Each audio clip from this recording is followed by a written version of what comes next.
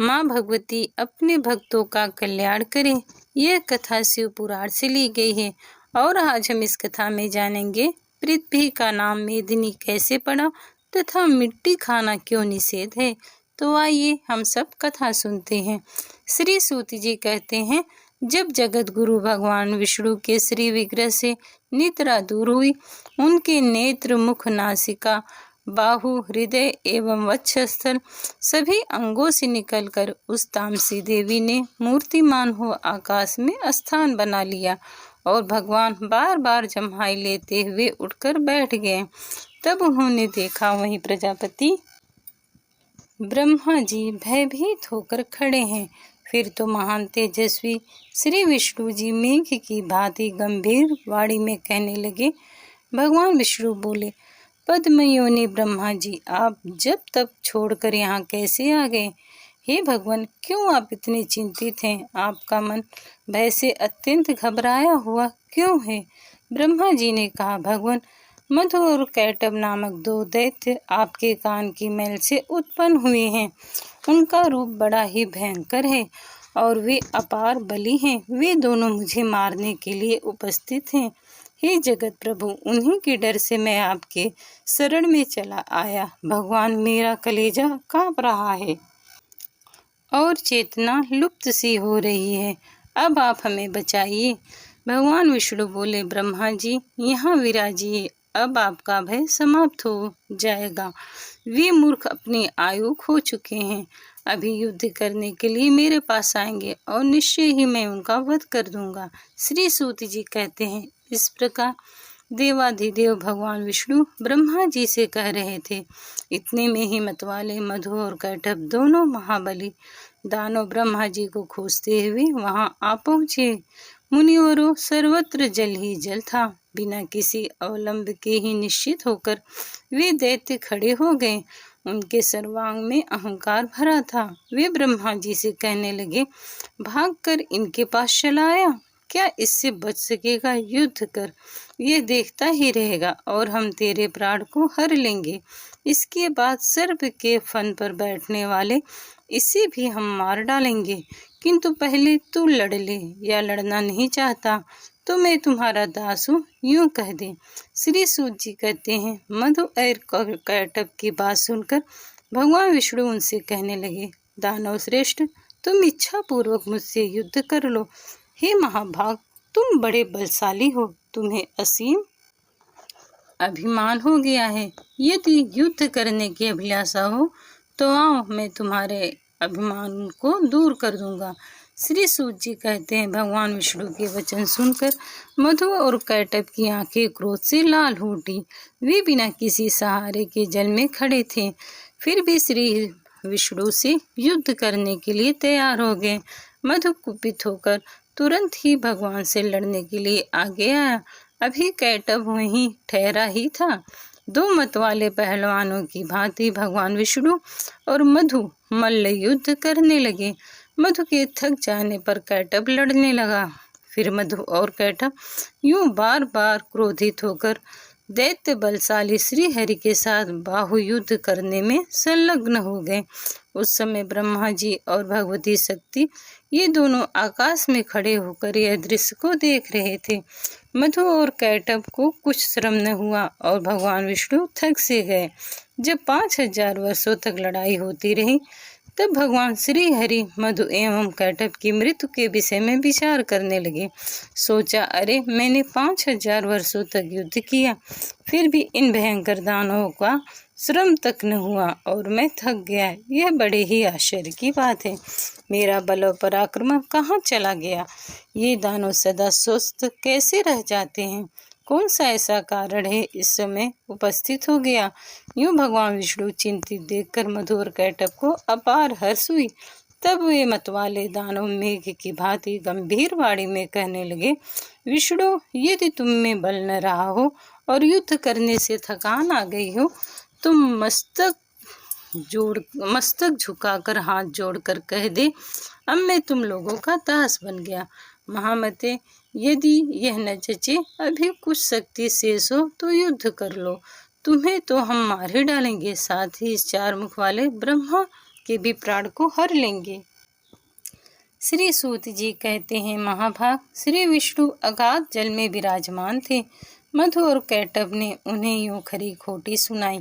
उनकी बात सुनकर भगवान शांतिपूर्वक मधुर वचन में कहने लगे।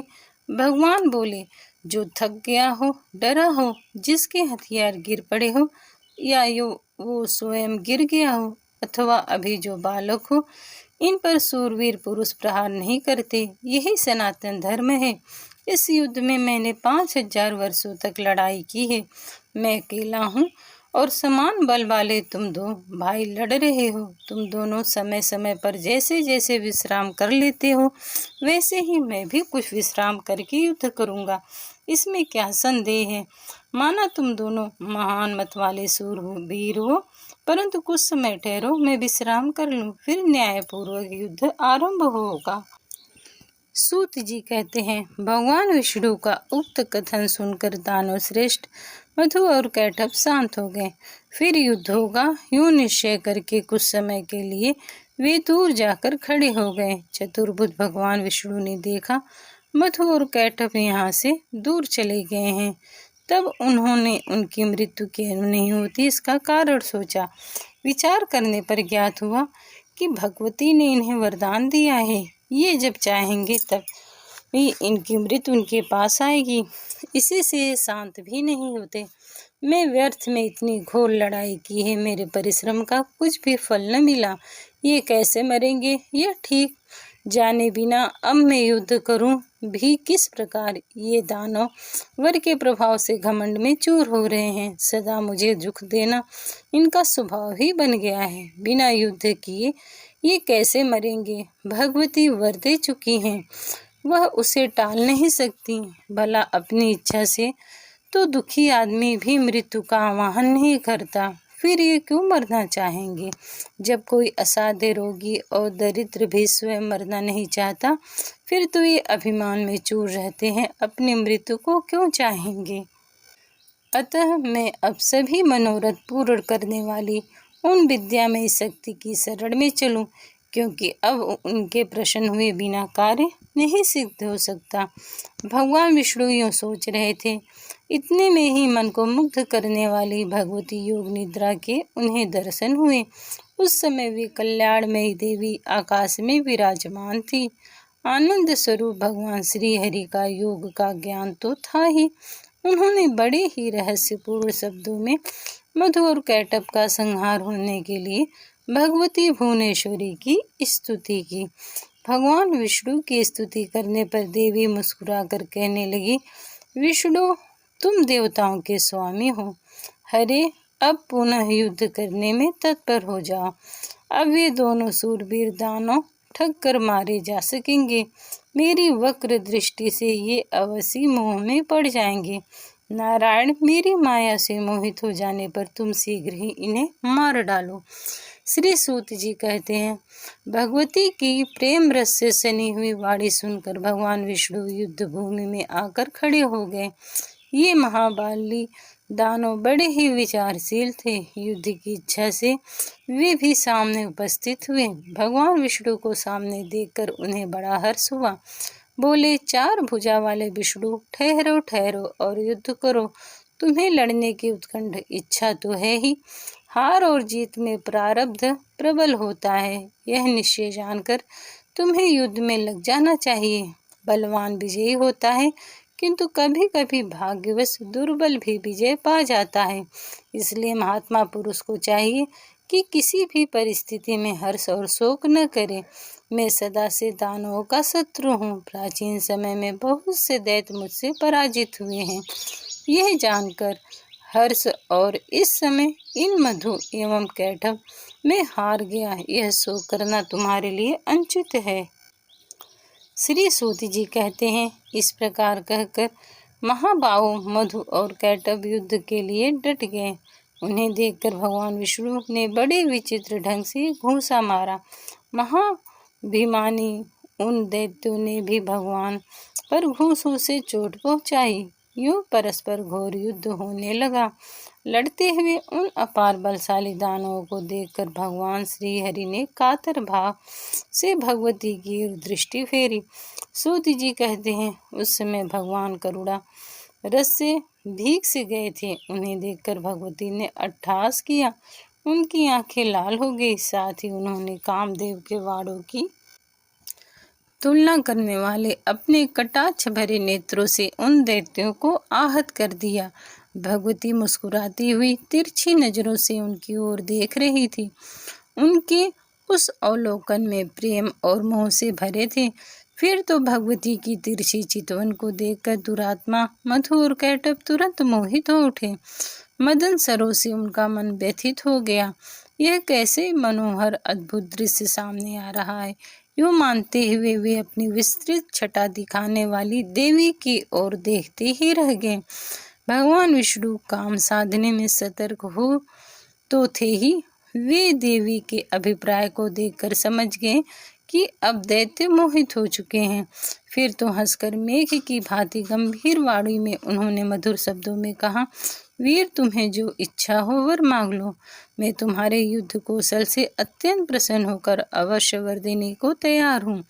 प्राचीन समय में युद्ध करने वाले बहुतेरे दानव मेरे सामने आए, परंतु मैंने तुम्हारे समान न तो किसी को देखा है और न तो सुना है। तुम बड़े ही अनुपम बलवान हो, अतः मैं तुमसे बहुत प्रसन्न हूँ। अपार बलशाली दानव, तुम दोनों भाइयों की अभिलाषा में अवश्य पूर्ण करूँगा। श्री सूत जी कहते हैं, उस समय मधु और कैटभ काम से आतुर थे। उन्हें अपने बल का अभिमान तो था ही, उनकी आंखें कमल के समान थीं। जगत को आनंदित करने वाली भगवती महामाया सामने विराजमान थी। भगवान विष्णु का वचन सुनकर भी दानवों की आंखें देवी की ओर लगी रहीं। अभिमानी वे भगवान श्रीहरि से कहने लगे, विष्णु, हम मांगने नहीं आए हैं, तुम हमें क्या दे सकोगे।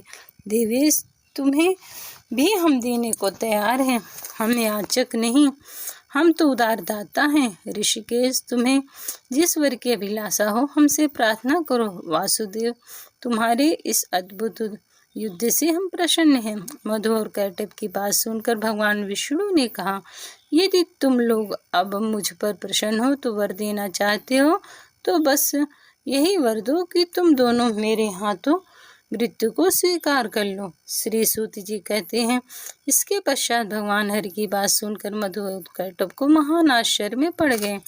वे हम ठग गए मानकर खड़े रहे। उनके मुख से शोक की घटा घिर आई। सर्वत्र जल भरा था, कहीं भी प्राकृतिक भूमि नहीं दिखती। यह मन में विचार कर वे भगवान से कहने लगे, हे जनार्दन, तुम देवताओं के स्वामी हो, तुमने भी पहले वर देने की बात कही थी। तुम कभी झूठ नहीं बोलते, अतः हमारा भी अभिलषित वर दो। माधव, हमारा यह वर यही है कि जल शून्य विस्तार वाले स्थान पर हमारा वध करो। हमने तुम्हारे हाथों से अपनी मौत स्वीकार कर ली, किंतु तुम भी वचन का पालन करना। तब भगवान ने सुदर्शन चक्र को याद किया। साथ ही वे हंसकर कहने लगे, महाभाग, जल शून्य विस्तृत स्थान में ही मैं तुम्हें मार रहा हूँ। यूं कहकर देवाधिदेव भगवान विष्णु ने अपनी विशाल जांघें फैलाकर जल पर ही जल रहित स्थान मधु और कैटभ को दिखा दिया। साथ ही कहा, इस स्थान पर जल नहीं है, अब तुम अपना मस्तक दे दो। आज ही मैं सत्यवादी रहूंगा और तुम भी। भगवान का यह कथन सुनकर उनकी सत्यता पर विचार करते रहे। इसके पश्चात अपने 4000 कोस वाले विशाल शरीर उन्होंने स्वयं मृत्यु के मुख में डाल दिया। उस समय भगवान ने अपनी जंघाएं सटा ली। यह देखकर मधु और कैटभ को महान आश्चर्य हुआ। उन विचित्र जांघों पर मस्तक रखने के लिए भगवान ने दैत्यों से कहा। उन्होंने मस्तक रख दिए। तब भगवान ने उनके मस्तकों को चक्र से काट डाला। इसके पश्चात मधु और कैटभ के प्राण पखेरु उड़ गए। उस समय सारा जल समुद्र उन दैत्यों के रक्त और मज्जा से व्याप्त हो गया। हे मुनीश्वरों, तभी से पृथ्वी का नाम मेदिनी पड़ गया है, इसलिए मिट्टी खाना निषेध माना जाता है। तुम लोगों ने जो पूछा था वह सारा प्रसंग भली बात विचार कर मैं कह चुका हूँ। अतः विज्ञ पुरुष को उचित है कि विद्या स्वरूपणी महामाया की सदा आराधना करें। सभी देवता और दानव भी उन परम शक्ति की उपासना करते हैं। त्रिलोकी में भगवती से बढ़कर कोई देवता नहीं है, यह बात सत्य है। वेद और शास्त्र इनके प्रमाण हैं। अतः वे चाहे निर्गुण हो या सगुण, उन पराशक्ति की उपासना करनी चाहिए। इस प्रकार देवी भागवत का यह अध्याय संपूर्ण हुआ। जय माँ भगवती।